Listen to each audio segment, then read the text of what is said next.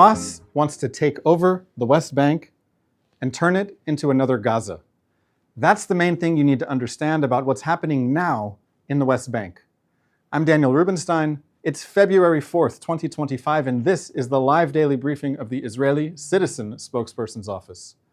This morning, a Palestinian terrorist in Samaria, in the northern West Bank, opened fire on an IDF checkpoint. 2 IDF reservists were killed and 8 were wounded. The attack was well planned. The soldiers were ambushed. The Palestinian terrorist who carried out this attack would have loved to make his way down to the Jordan Valley and attack Israeli civilians on Road 90 along the Israel-Jordan border. The terrorist couldn't reach this road because a checkpoint was in the way. Hamas has been clear. Its war against Israel is not confined to Gaza. Hamas wants to turn the West Bank into Gaza. Hamas wants to turn the West Bank into a launching point for attacks against central Israel. Hamas is popular in the West Bank, where the population was hugely supportive of the October 7th massacre.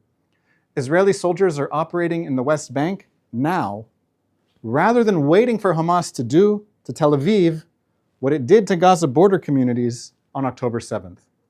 If Palestinian terrorists are not stopped where they are now in their own cities, then they will open fire on Israeli cars, as they have done many times. And if they are not stopped there on the roads, where they can ambush Israeli cars, they will threaten all of Israel's population centers and Ben Gurion Airport. While many are focused on Hamas never being able to carry out another invasion of Israel from Gaza, Hamas already has its eyes on a bigger prize.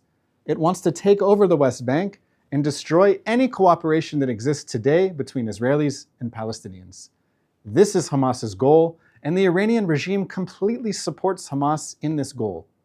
Israel will counter the Iranian axis wherever it extends its reach, whether in Gaza, Lebanon, Syria, Yemen, or the West Bank. All eyes are on Washington today ahead of the meeting between Israeli Prime Minister Benjamin Netanyahu and US President Donald Trump. Regarding the ceasefire in Gaza, Trump said on Monday, "I have no guarantees that the peace is going to hold." He's right. There is no guarantee. The idea of a permanent ceasefire, of peace with Hamas, is an insult to Hamas.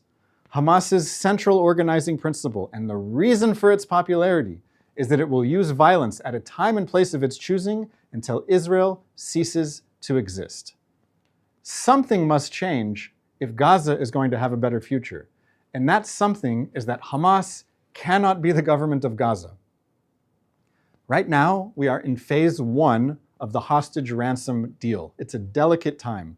Hamas is releasing a few Israeli hostages every week in exchange for a huge ransom payment in the form of the release of huge numbers of convicted Palestinian terrorists from Israeli prisons.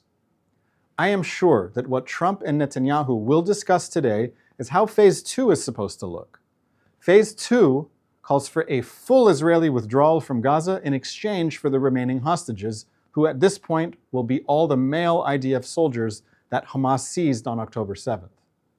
A full Israeli withdrawal from Gaza, while Hamas remains in power in Gaza, is a return to the reality that existed on October 6th.